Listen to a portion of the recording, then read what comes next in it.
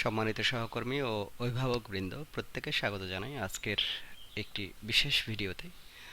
দীর্ঘদিন আমি বেশ কিছু পারিবারিক ব্যস্ততার কারণে আপনাদের সামনে নিয়মিত ভিডিও নিয়ে আসতে পারিনি। যাই হোক, আমি শুরু করছি। আমি প্রধানত ইংরেজি ভাষা শিক্ষার ক্ষেত্রে শিশুদেরকে ইংরেজি ভাষার প্রতি আগ্রহী করে তুলতে এবং ভাষার যে দক্ষতা সেটি অর্জন করার জন্য আমরা কিভাবে তাদেরকে একটু সহযোগিতা করতে পারি, মূলত সেই বিষয়টি, সেই অভিজ্ঞতাটাই আপনাদের সাথে একটু শেয়ার করতে চাই। আমরা আমাদের দেশের প্রেক্ষাপটে এবং দীর্ঘদিনের যে অনুশীলন সেটির ক্ষেত্রে আমরা দেখেছি যে প্রধানত আমরা শিক্ষার্থীদের পড়া এবং যে লেখার দক্ষতা সেটিকে উন্নয়ন এবং সেটিকে মূল্যায়ন করার চেষ্টা করি। বাস্তবে এই যে বিষয়টি সেটি শুধু আজকে নয়, দীর্ঘদিন ধরে এই অনুশীলন চলে আসছে। তো এর বাইরে গিয়ে শিক্ষার্থীদের ইংরেজি ভাষা এটি শেখার ক্ষেত্রে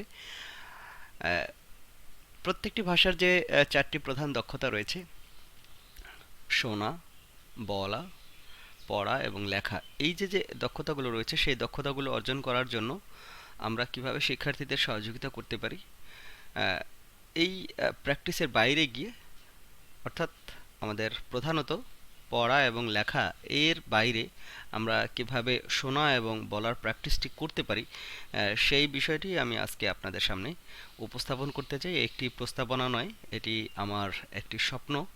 তো আপনারা যদি কেউ এই বিষয়টি আরও বেশি অ্যাডভান্স নিয়ে যেতে চান, সেক্ষেত্রে আমি মনে করি যে সেক্ষেত্রেও আমি আপনাদের সাথে একসাথে কাজ করতে চাই। তো সম্মানিত সহকর্মী এবং অভিভাবকবৃন্দ, আপনারাও স্কুলে বা পারিবারিক পরিবেশেও শিক্ষার্থীদেরকে এই যে অভিজ্ঞতাটি সেটি আপনি কাজে লাগাতে পারেন। তো আমার একটি ইচ্ছে রয়েছে যে আমি আজকের এই যে ভিডিও, সেই ভিডিওর পরবর্তী সময়ে আরও কিছু কাজ নিয়ে আপনাদের সামনে হাজির হব। তো আমি আজকে যে বিষয়টি প্রধানত বলতে চাই যে শিক্ষার্থীরা যেহেতু তারা ইংরেজি শোনার সুযোগ কম পায়, সুতরাং তাদেরকে শোনার সুযোগটা করে দেওয়ার জন্য যে অডিও, অর্থাৎ আমরা সেটা মোবাইলের মাধ্যমে অথবা কোনো কার্ডের মাধ্যমে যে অডিও আমরা পরিচালনা করতে পারি, সেটি হতে পারে সেটি আপনি কথা বলে সেটিকে রেকর্ড করতে পারেন, অথবা আমি একটি প্রজেক্ট হাতে নিয়েছি, সেটি মনে করছি যে প্রথম থেকে পঞ্চম শ্রেণী পর্যন্ত আপাতত যে টেক্সট বুক রয়েছে সেই টেক্সট বুকে যে লেখাগুলো রয়েছে, প্রধানত যে বিষয়গুলো শিক্ষার্থীদের প্রথমে শোনা উচিত, তারপরে তারা যদি শুনতে শুনতে অভ্যস্ত হয়ে ওঠে, তারপরে সেগুলো তারা যেন বলতে পারে, সেই জায়গায় তাদেরকে উৎসাহিত করা। তো এই জন্য আমি প্রাথমিক বিদ্যালয়ের ইংরেজি বিষয়ের প্রথম থেকে পঞ্চম শ্রেণীর প্রত্যেকটি ইংরেজি বইয়ের অডিও বুক সেটি ধারাবাহিকভাবে আপনাদের সামনে উপস্থাপন করতে চাই, সেটি ধারাবাহিকভাবে আপনাদের কাছে নিয়ে আসতে চাই। তো সেটি আপনারা পাওয়ার জন্য বা সেটি নিয়মিত অনুশীলন করার জন্য আমার যে চ্যানেল থেকে সেটি আপনারা নিয়ে নিতে পারেন, কোনো অসুবিধে নেই। তো আশা করছি সেটি যদি আপনি ক্লাসে অথবা আপনি যদি বাড়িতে বসে শিশুদেরকে একটু শোনার ব্যবস্থা করেন, তাহলে তারা শুনতে পারবে, একই সাথে তারা বলতেও উৎসাহিত হবে। তো আরও একটি বিষয় রয়েছে, সেটি হলো যে তারা দেখে দেখে যেন পড়তে পারে।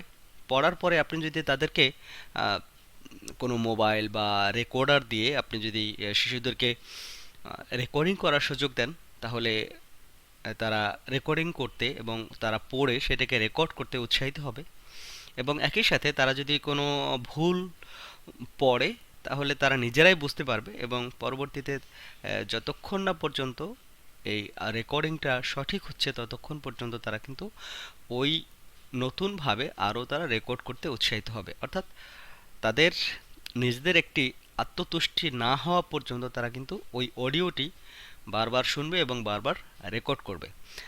তো আমি বলছি যে অডিও এর যে গুরুত্বটি সেটি প্রধানত একটি ভাষা সেটি শেখার জন্য প্রথমত শুনতে হবে, কিন্তু আমাদের দেশে শেখার ক্ষেত্রে যে শোনার যে সুযোগটি সেটি খুবই অপ্রতুল।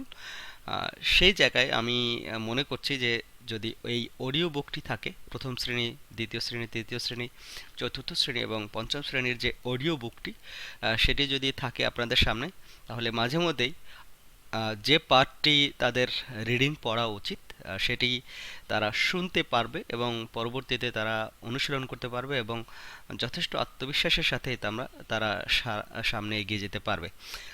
তো এই পরিকল্পনার অংশ হিসেবে আমি প্রথম থেকে পঞ্চম শ্রেণীর প্রত্যেকটি বইয়েরই, ইংরেজি বইয়ের অডিও বুক আপনাদের সামনে আমি উপস্থাপন করতে চাই।